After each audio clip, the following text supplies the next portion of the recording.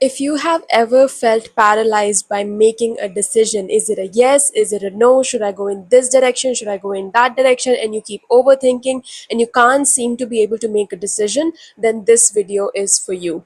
I'm going to make it really easy for you to understand how to actually even make a decision and why we end up overthinking and why that's not needed. So stick around for this video. The first important thing that I want to say when it comes to making a decision is that the reason why we are obviously paralyzed by making this decision, whether it's a yes or a no, or whether it's this direction or that direction, is because we are afraid that we are gonna make the wrong decision, which we don't want to do. That's the only reason why we overthink. You are afraid that you're gonna make the wrong decision.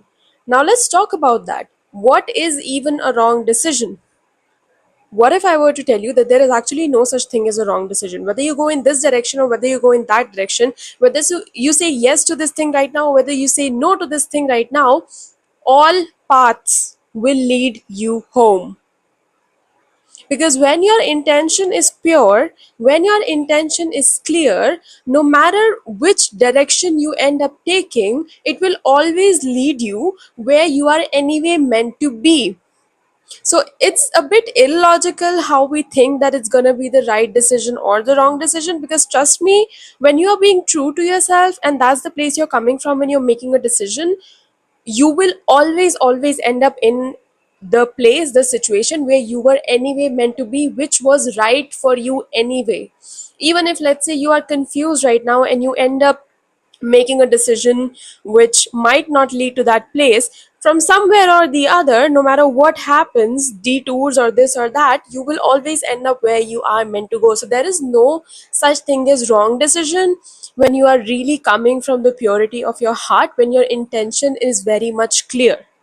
So that is the first thing that we need to get out of the way. Stop feeling so paralyzed about making the wrong decision or choosing the wrong path, because no matter what tiny decision you take right now, in the entire big picture, in the whole universal concept, it's not possible for you to make the wrong decision, because you are anyway going to end up where you are meant to, the place which is actually right, the people which are actually right, the things that are actually right. Even if you, let's say, end up saying no to something and you have a really uh, like intentional reason of why exactly you're saying no, it's very much possible that if that thing is actually right for you, it will come in a way to you again later on, which is much more suitable for you. This happens sometimes, right? We feel that something might be good, might not be good. It feels like it's coming so much closer to what we actually want, but it's still not the right thing. And then you make that difficult decision of saying no to it, even though it was really close to what you wanted, but it was still not it. But you had the courage to say no because you want something that truly aligns. What's gonna happen is when you say no to that almost there thing, the thing that was almost perfect, the thing that was almost it, you know how we say it, the universe is gonna present to you something that actually is it. I hope that's becoming a bit clear now. So don't be afraid to say no to something if it's like almost there, it's like almost what you want but it's still not it. Don't be afraid to say no to that, because trust me, when you say no to that, the thing that is actually aligned for you, that will show up in your field now. Most of the times it's just about making a decision, not right or wrong decision. Making a decision, the universe is asking you to be a decisive person, whether you say yes or whether you say no. Make a decision. Now how do you make a decision?